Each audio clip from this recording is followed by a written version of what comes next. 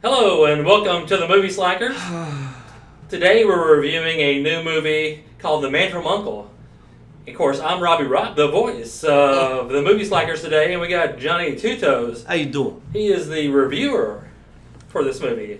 So Johnny, tell us a little bit about the movie. The movie is based on the '60s TV show that once starred Robert Vaughn, and it's I haven't seen too much of the TV show, but I might start watching some of the show after I've seen the movie. Since I've seen the movie, because I really enjoyed this movie. It's a lot of fun. It's very lighthearted. It's very kind of whimsical.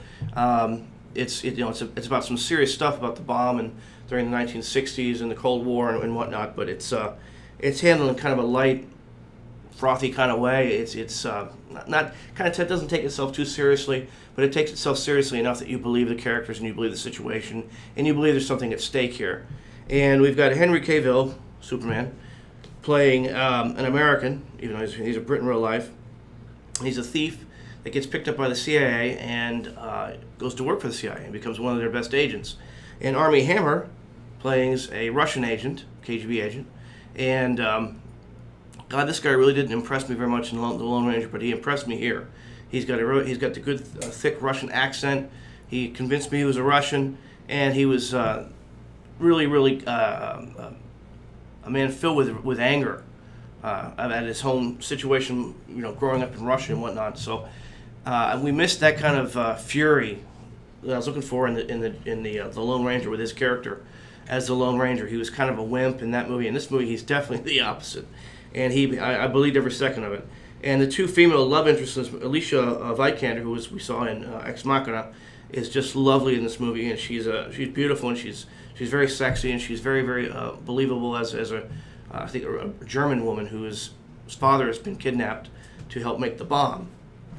So they enlist her to help find where he is and get him to stop. And the main villain is a woman named Victoria, played by Elizabeth Debicki, and I've not seen too much for her, but she is very good in the role as well, and she's kind of a classy Beauty and the Beast type of thing, and she's very diabolical.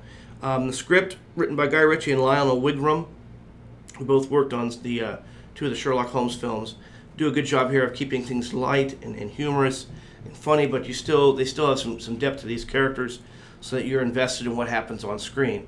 And Guy Ritchie knows how to really keep things lighthearted, and there's some very funny set pieces in this movie, especially one involving a boat chase, which was kind of humorous.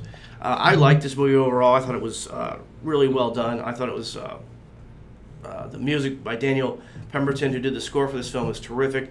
The visuals and the costumes and the production design, everything kind of pops off the screen at you, and it was really engaged me. I really enjoyed it. I would recommend it. It's not going to be as good as say Mission Impossible, but it's up there. Probably third or fourth down from the list.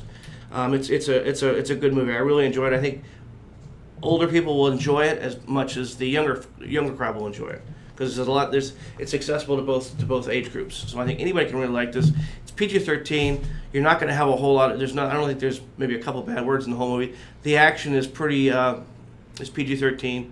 But I liked it. If I had to give this a rating, I'd give it 4 slacks out of 5. It was worth watching, and I was pleasantly surprised with Man from U.n.c.l.e.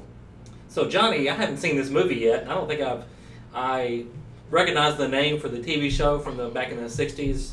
What is U.n.c.l.e.? You want to say The Man from U.n.c.l.e.? U.n.c.l.e. it stands for United Network something law enforcement. The last 2 letters, but that's what it spells out. Is it a British organization? It is a British organization. Okay. In the movie, there's a bit of a small role for Hugh Grant.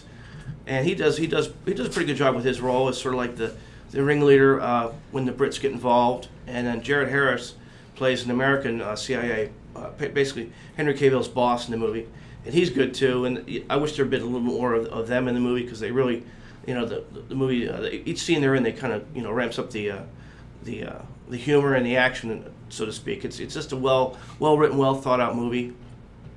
Is it going to be remembered at Oscar time? Probably not. But and it probably doesn't deserve that much. I mean, it's a good movie. It's a good lighthearted movie. I think people will like it for the most part. I think there's enough there that everybody can enjoy something from it, take away something from it.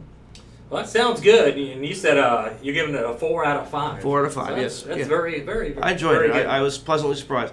Of course, what I watched before I went there was probably why I enjoyed this movie so much, and we'll be talking about that later. Well, all right. And folks, don't forget to check us out on YouTube. That's Movie Slackers' YouTube channel. Yes. And also, don't forget to subscribe, like, and comment while you're there. And also, check us out at movieslackers.com. And we'll see you later. Thank you.